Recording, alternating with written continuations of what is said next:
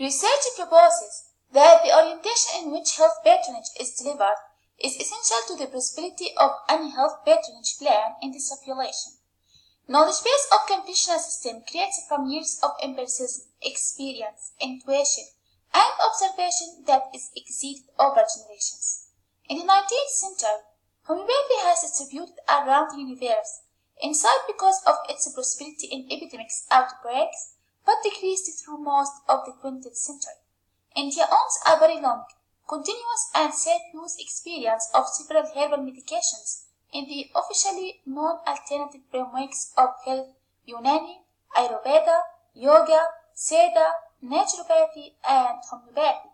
These frameworks have rightfully occurred together with allopathy.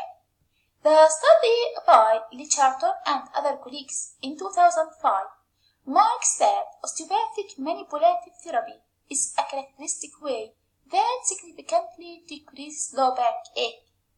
Sociocultural and interpretive techniques to clinical logic may be especially well appropriate to professions such as osteopathy that are focused on various philosophical establishments from medicine and as well that have traditionally underlined patient-centeredness, holism, and a wellness example of care.